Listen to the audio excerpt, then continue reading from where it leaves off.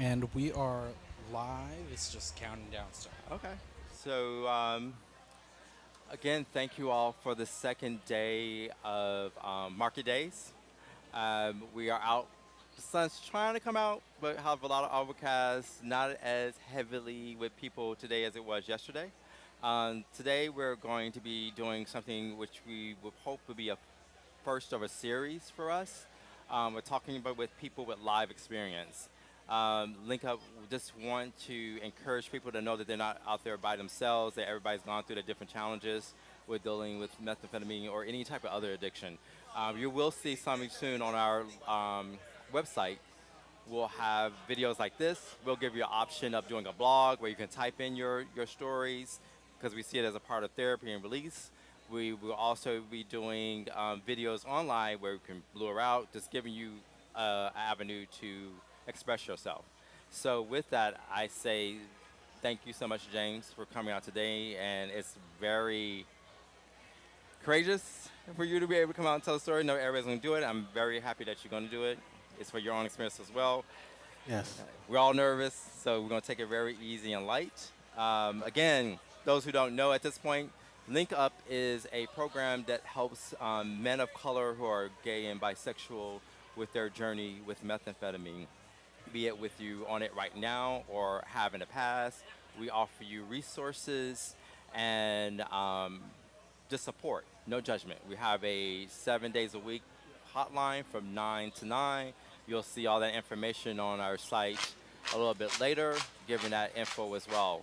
We also have activities. You can join us just to be coming out. So again, James, thank you for being here. And so we're going to talk about what we've talked about a little bit in the past about your journey, what got you into it, where you are now, where you would like to go further. So um, just give us a little bit just to begin with.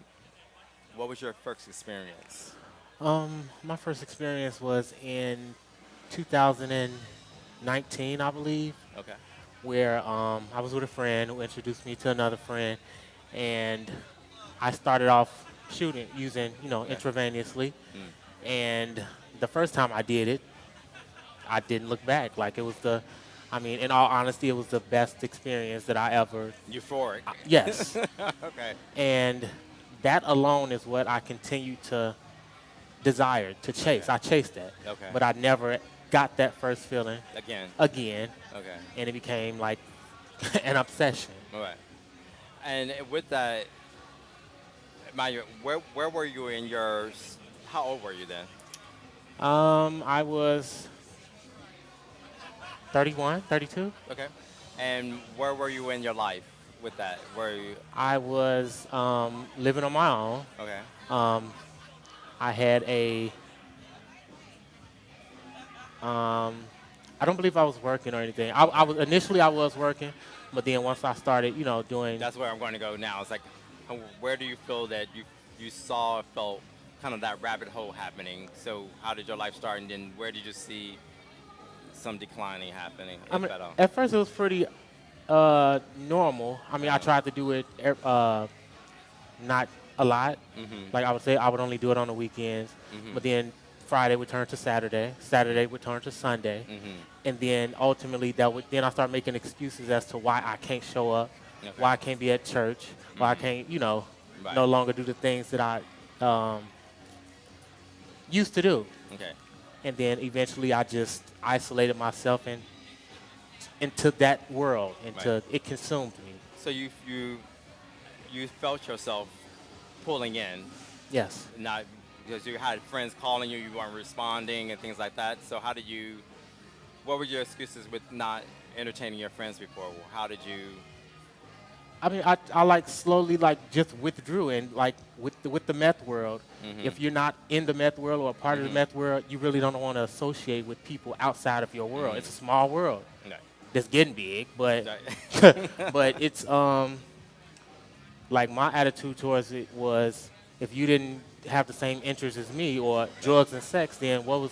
what we doing together? And then we talked about this first. So when you start making this new circle of people, when did you feel that that circle wasn't truly the circle that you wanted at that point? Were you finding that that circle that you were dealing with would have been that same circle of people that you would have dealt with if you weren't high on meth? When I first started, No, well, as you got a little bit more involved with it, when you were changing your focus of friends, so you weren't going to church as much, and you were looking for people who were partying like you were partying. At some point, did you feel as though these people, when you felt like I needed a change, one of the steps was that you saw that these people that I'm dealing with are not normally what I would have dealt with in the past, or would it?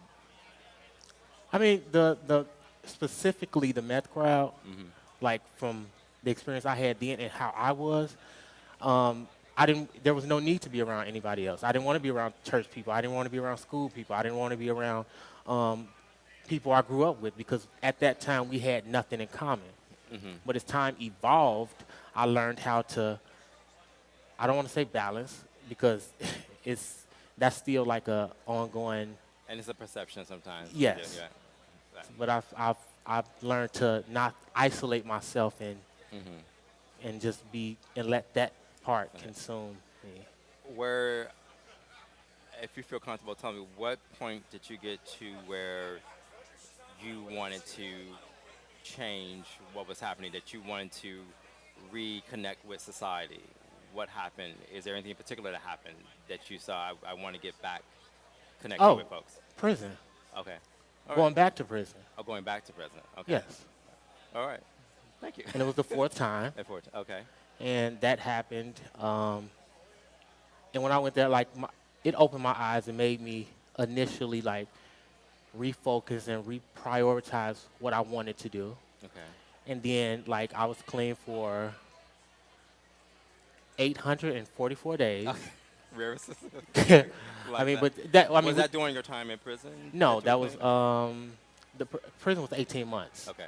So that was for about from, and I might be moving too fast. That might have been a question. No, that's fine. But We can go back and forth. Yeah. This is why we're live. I want you to be comfortable, so we Okay. may jump back and forth, and people will keep up. so from, I got out of prison July 29th, Okay. 2022. Okay. I was clean until June 1st, 2023. Okay. And everything was looking good. Everything started, being better, looking better. Mhm. I was focused. Okay. And then it just took one wrong decision, Okay. and it kind of took me back to the place that I had gotten so far from. Okay.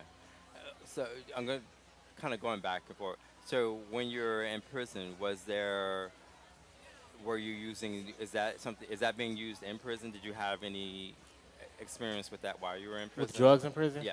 Oh, that specifically wasn't in prison, but there Okay. is a drug called, well, the You don't have to the- get a name, but there yeah, is it's- there is something. yeah, to it's it. not. I don't even like. It's like a synthetic marijuana or THC Okay. that they spray on paper and all that. Okay. But there's more drugs in prison in jail than on the streets. Okay. You can get high now just like you can out here. Okay.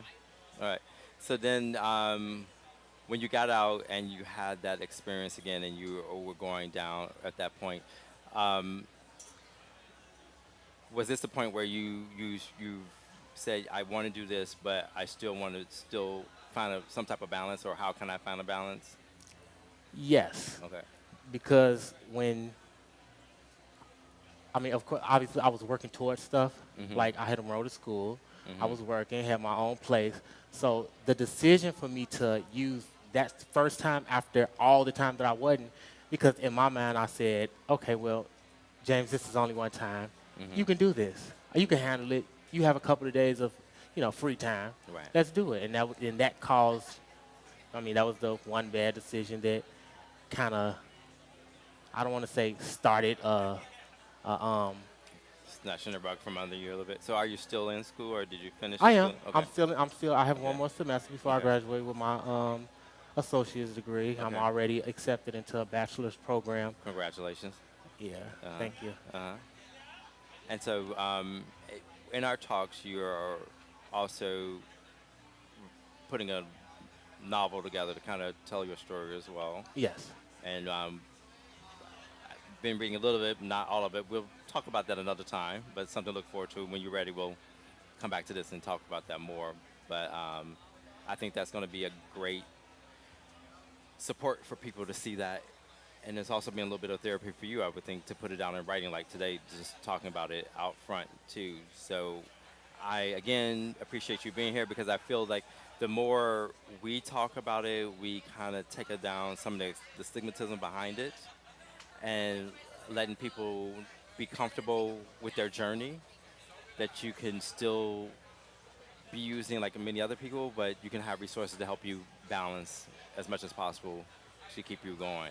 So with that being said, what would you have liked to have been available to you? Do you feel that would have helped you a little bit further going on that's not been there? For the most part, resources that allow you to still choose, I mean, make your own decision. Don't tell me to stop.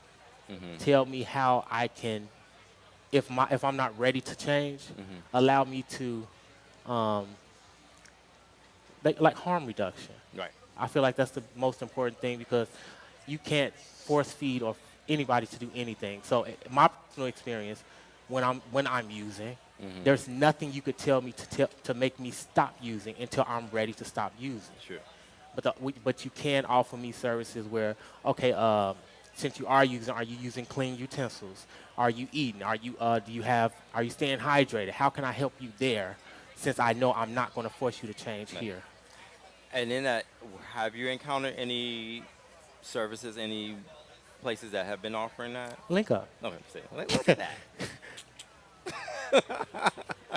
Thank you for that promotion. So that we're really trying hard to bring that to the stage here in the States. So I've had validation recently. There's a group out of London who have been doing this for over 10 years, and they have venues like this. They're providing harm reduction chem sex kits that we will be rolling out soon as well, drop-in centers, and they just said, like you're saying, just to keep it light, make that person feel like they have a comfort area to come to where they just be themselves. It's nothing of badgering them about getting clean. It's just meeting you where you are, just to talk it out. You may just we may not even talk about meth or anything. You just at a group of just gossiping about all this stuff. But just having a consistent constant in your life that if you know this is somebody that accepts you as you are and you have a bad day or you decide that this is the day, we're there to help you. So what would you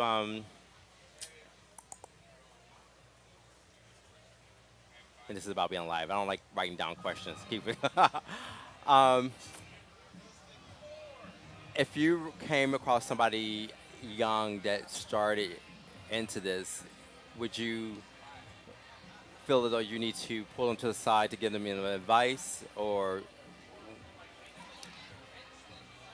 I feel like I could. mhm, I mean, and I have like along this journey met um, individuals that might be younger than myself. I'm in my 30s, mhm, so I know what it's like to feel like you're the only one experiencing that. mhm, So, yes, I yeah, do. I would tell them the same thing that I would want for myself. right, Be safe. Don't right, let anybody take advantage of you. mhm, Make sure that no matter what state of mind that you're in, you do the best to be in control of every action that right. engage in. And then kind of what we talked about a little bit in the past is also, I think, which helps a lot is just being honest with yourself in general, knowing if you can, and this may come in with therapy and things like that, of recognizing with any drug why you were doing that drug in the beginning. And if you work that out, and then you decide that I still want to do that drug and it's by choice and like I like the way it feel, how to manage that at that point. But not letting anybody take away your truth, because we know people want to out and try to tell your story, and if somebody says, "Did you use?" and you're like, "Yes," and because when you deflect and take that away, there's nowhere further to go with that. So when you hem and hum, then you give somebody some power over you to go forward with it.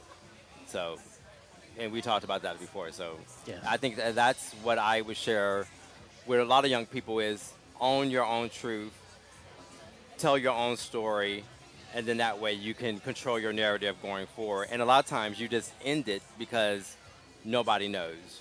You tell your closest friends, if you have a relationship with your family, just tell them, just like we're coming out. You get to the point you tell those, then nobody else can shame you, and you can keep going because those who really matter to you already know, and it's like, fuck the rest of the people that's out there. They're not paying your bills. They're, and it helps you manage your life. So, anything else you want to add that we've been going on? Because look how fast that time went past. We're already almost at 30 minutes. Oh, wow. Anything you want to add that we haven't talked about, or anything that's you want to give a little talk about, a little like insight of what your book will be that people should look forward to on our next interview, because that's what we're gonna interview next time. I mean, it's pretty much just going to be a journey about my life from beginning to present, about, me growing up, foster care, being adopted, and what it was like living with having a mother that was a drug addicted, and being diagnosed with HIV at 16 years old, to being incarcerated 4 times, to trying to navigate drug use, school, being independent, and social, or at least according to what society perceives as Yeah. social, all at the same time. Right. And right now, how do you feel? How is your journey right now? Where do you feel you are right now? Every day I'm evolving, I'm learning, and every day is a challenge. But the goal is to be better every single day and make, if not more decisions, at least one better decision each and every day. And what the last part? So, give an example of something that you've done to help with that step of moving forward. Simple, like I would neglect my health in the beginning. Now I try to be conscious of staying hydrated, adding healthier food options to my diet, fruits and protein. Okay. And that could be the single most important change that for me. For you, yeah. And then it probably will be somebody else as well. That's what Yes. But great. I think you did great. I know you were nervous in the beginning, I am. but I always try to make I try to make everybody feel comfortable. Everybody's been sitting next to me. I always say, I said, I'm going to keep it calm. Everybody said I have a very calm voice, so it brings everybody down. So I hope that did the same to you, because you did wonderful today. And I say thank you, James. So hopefully this is the beginning. We'll get more people that's willing to come and tell their stories. You can reach out to us at Link Up, call us, or hit us on our website. And if you want to tell your story at some point, just let us know. Also, we'll soon have it where you can type in your story and just blog it out. And we just want to empower more people to know that you're not out here alone, and want to make a little family that we can support one another going forward. I thank you again for joining us on Link Up. Thank you, James. Thank you, for Link your Up, story. for having me. And everybody enjoy the rest of your weekend. And until next time, much love.